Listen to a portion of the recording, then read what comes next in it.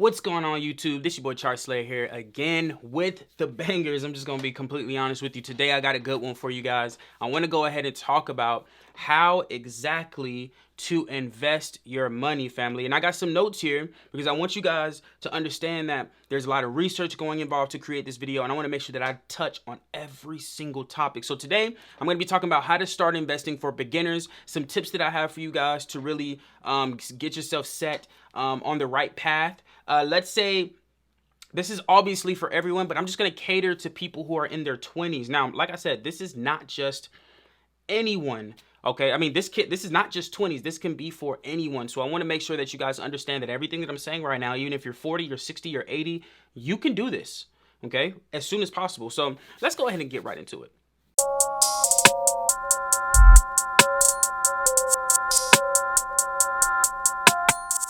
All right, so the first thing that I want you guys to really pay attention to is when it comes to investing is you need to have a system. Okay, you can't just go out in the streets and just say, I'm just gonna put money into it. You need to know how much money, what the percentage of your income are you gonna be putting into this. But before you even get to the point where you need to invest, you need to really learn how to have an emergency fund. So that's the first thing I want you guys to focus on, is having an emergency fund. So this emergency fund, you need to have minimum of $1,000. You need to get to $1,000 as fast as possible. I don't care if you got to sell some things. You need to have a garage sale, but you need to have $1,000 as fast as possible. Okay, because you need to have a cushion. When it comes to these investments, it's also a psychological thing. You don't need to look at the investments in a way where I need this money.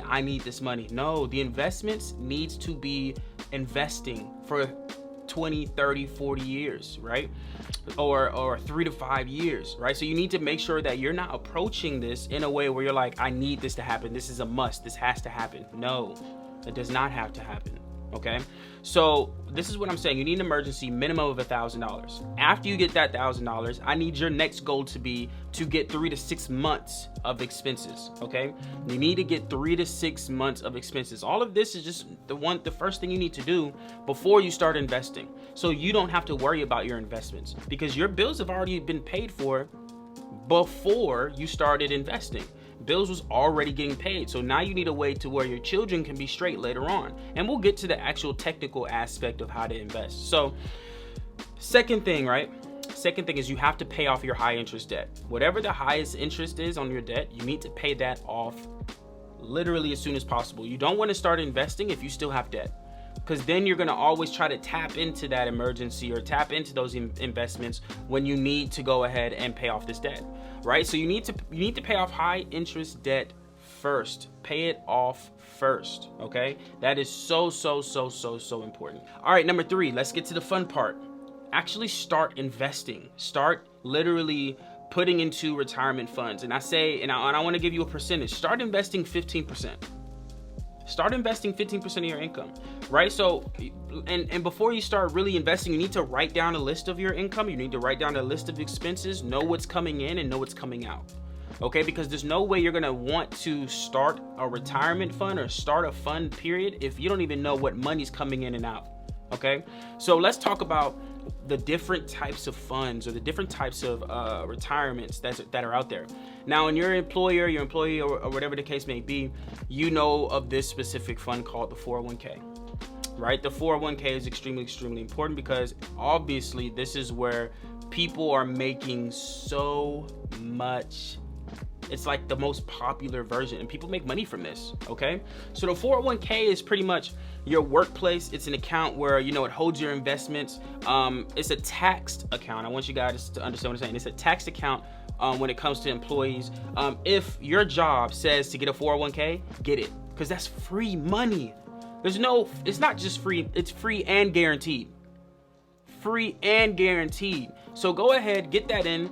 Like I said, this is just the 401k aspect. We're not even talking about the other types of retirement funds that are out there.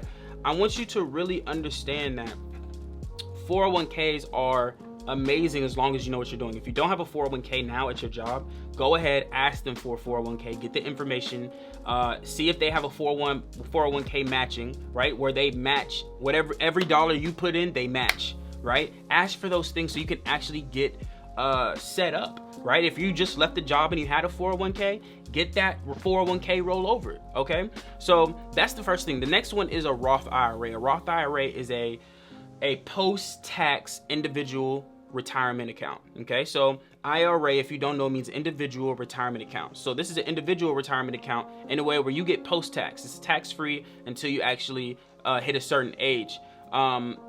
So 59 and a half is an age where you need to hold the money. So if you, and same with traditional IRAs, right? The difference between a traditional IRA and a Roth IRA is traditional is pre-taxed, Roth is post-tax, but both of them have obviously a catch to them, right? You cannot withdraw until you're 59 and a half. Now you can, if you do it before 59 and a half, you will get penalized and will get taxed around 40 to 50%. So this is why we always say to just go ahead and let it sit in there for 20, 30, 40 years until you hit about 60 years old. And then you'll be able to actually withdraw that money. And now you'll have income, retirement money for not only yourself, but for your family as well. And you're setting yourself up for success. All right. Now, let's talk about other ways of investing, right? That's the long-term way of investing. Now let's talk about the other ways of investing. You guys have heard of stocks, right? The stock market, all right? If you don't know what a stock is a share in a company, okay? So for example, if I'm in Apple, right? Instead of trying to buy, or let's say Tesla, instead of trying to buy all $600 or $700 of Tesla, what I can do is I can just get a share. I can get bits and pieces of Tesla. I can get one share or get whatever the case may be, instead of actually trying to get the entire conglomerate of Tesla, right? So, but what stock, how to trade stocks is you have to trade it on the stock market. Now the stock market is a $58 billion market, all right? The marketplace, and I'm looking at my notes here, the marketplace, it's literally a marketplace for stocks, right? So one, you have to know risk management. You got to know risk management. There's no way you cannot be in this business and not know risk management, okay? Because you can trade bonds, stocks, futures, whatever the case may be on this market, and they can be extremely volatile. So this is more on the active investing side, and I'll break down active and passive in just a moment. But the next thing you have is bonds, right? Bonds are just contracts or a loan to companies, okay? Over time, this will make you money, and it's very, very low risk, okay? This is something you usually want to hold for about 30, 40 years. Stocks, you can make money. You don't have to hold it that long. You can hold it for a day, a couple minutes, a couple hours, a couple days. But bonds are things that you want to hold over time because they make money because there's low risk, right? Obviously, the more risk you have, the more return you have. Right, so that's why bonds are more low risk, because they're more of investings that you hold over time. Okay, so the key thing here is really understanding the market you're in, understanding the different types of investing that there is. So because you have investment funds, which are just like a basket of stocks, okay, basket of companies, right? That's really an index fund is literally a portfolio. So if you guys are aware of Warren Buffett, if Warren Buffett were to get asked, right, should I trade individual stocks or should I go for more of a basket of stocks? He would say go to an index fund and get a basket of a portfolio of stocks. So the reason why I say that is, let's say you have a basket of stocks. You have Tesla, which is an S&P 500 as an example, and one of the businesses go bankrupt, just run out of business. They're done. Well, you have about 499 other companies that are winning. So one stock dropping is not going to hurt your portfolio. But if you were to trade one individual stock and that stock were to go out of business, then your whole entire portfolio was gone. So I want you to understand that there's a lot more, not saying you can't you can't trade stocks or Forex in that type of regard, because Forex is the same way. But the key about an index fund is you can keep depositing, you have portfolio of everything. It's so incredibly amazing how important index funds are. What's also great is that, well, there's a catch to index funds, is that you have a max of $6,000 a year that you can deposit. Okay, so you have to deposit max 6,000 until you hit a certain age. I believe it's 50. Then you can deposit $7,000 a year, but you can't deposit any more than $6,000, right? So I want you to really understand that index funds is definitely dope. And you definitely make money over time, but there is always a catch to these things. You always gotta match the risk to reward. Me personally, I have index funds. I have 2 Roth IRAs. So 100% suggest to do those. Those are absolutely amazing. And I'll drop some stuff down in the description below, some options for you guys to choose from. So mutual funds, right? Mutual funds are someone else investing for you, right? And they usually get between 0.25% to around 2% of your portfolio, right? Doesn't matter if you lose. Let's say you win. Let's go first. Let's say you win this year, because usually in the market you'll get between 8 to 12% when it comes to S&P 500. He still gets that 0.25% to 2%.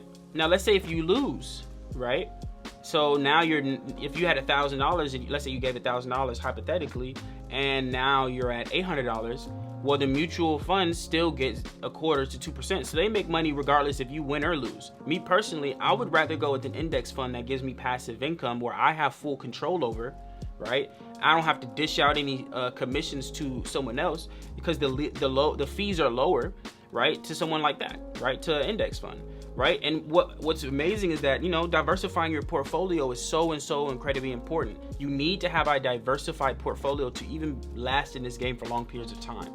Okay, so just to keep yourself afloat. So like I said, if a company were to go out of business, you'd be completely fine. You'd be completely, you wouldn't have these type of issues, right? So that is starting a retirement. That's number 3, right? Starting a retirement fund, getting that 401k, getting that Roth IRA, getting that traditional IRA, understanding what stocks are, understanding what index funds are, so you can actually become successful in this business. Now, number 4 is passive versus active income. Okay, so there's a difference between being passive, getting money passively, and getting money actively. So active, let's go with active first. You working a job is you actively getting income. Okay, because you have to actively put in time to get that income. Now with passive, it just comes in regardless. Even if I sleep, even if I relax, even if I do nothing, that's passive. I get it every single month. I get it every week. So I want you to understand what I'm saying. Usually passive income is usually index funds, and trading forex or stocks or options are usually active income. So you really have to decide which one do you want to have. What's the pros and cons of each one? Now let's break down a couple markets, right? A couple things you want to pay attention to. So the S&P 500 is something that I highly suggest every person to invest in when it comes to your retirement funds. The S&P 500 is tracking the 500 largest companies in the entire world, right? And here are some websites or some apps for you to download that will allow you to be able to trade or invest, in these markets. So you have Vanguard, which Vanguard is known for its low fees. You have Fidelity, right? You have Acorns, you have M1 Finance, you have you have Schwab's, right? I want you to understand, Warren Buffett one day bet $1 million from index funds to hedge funds over 10 years, which one would make more money? And he was going with index funds. And he won that $1 million because he knew with index funds versus hedge funds that they last and profit more over time. It's like guaranteed money. So I want you to understand that you definitely want to get into investing because you'll get more of a return than you would if you were just let someone else, a mutual fund or hedge fund, make money for you. So I want you to understand that you definitely want to get into SP 500. You definitely want to have control over your own money. This is just my opinion. Obviously, I'm not a financial advisor, but this is what I do with my money. So I'm just giving you guys something that I've done that's worked for me. Another market is stocks, right? So that's like Tesla, Apple, Microsoft, stuff like that. Though you have to be more skilled in order for you to be able to trade on those types of markets. Like Forex is a $7.3 trillion market, right? That's trading countries' currencies, and that's something you need to be skilled on, right? So with stocks, to get if you want to be active in stock trading, you have Webull and Robinhood that are really, really popular in stock trading. Or let's say if you want to do options, you have I can't even remember what it's called. Thinkorswim, right? You have that type of platform that allows you to trade. Now with Forex, you have brokers, right? Just like Webull and Robinhood and Thinkorswim are also brokers, but now you have Forex brokers, right? Forex brokers are like Osprey, Awanda, Hugo's Way. These are just people, these are just places that I have them on the top of my head. And in order for you to actually be able to visually see these stocks and see these Forex trading besides Thinkorswim, is you have a platform called TradingView. Right? TradingView is an online platform that allows you to mark up your charts and actually understand what's going on in the market. You want to have a visual presentation of what you see, right? Instead of you just depositing money and thinking that you'll make money over time. You want to be able to visually see your company, see where they are in the market, so you can have a better understanding of how this works. So family, hopefully this makes sense. I know this was a lot of information. Let's go ahead and sum it up for you guys. Number one, you want to start an emergency fund, minimum of $1,000. After you get that $1,000, you want to aim to get 3 to 6 months of your expenses. After that, you want to pay off high interest debt so you'll be able to invest more money. After investing more money, start a retirement fund. You can, you got options like 401ks, Roth IRAs, traditional IRAs. You have SEPs, you have individuals, you have joints. There's so many different types of funds out there allowing you to make guaranteed money in this game.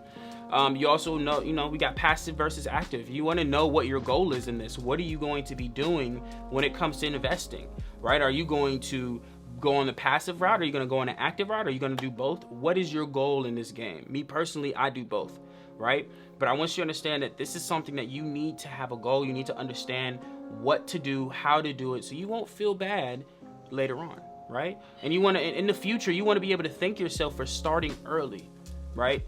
I already have a plan now where I'm gonna have my kids already have their education paid for in the future. So I want you to understand that this is something that you have to put work in, you have to put the time in, you have to learn, you have to be able to invest, and you have to make sure that your children's children and break this generational poverty in the future. All right, so family, I appreciate you guys.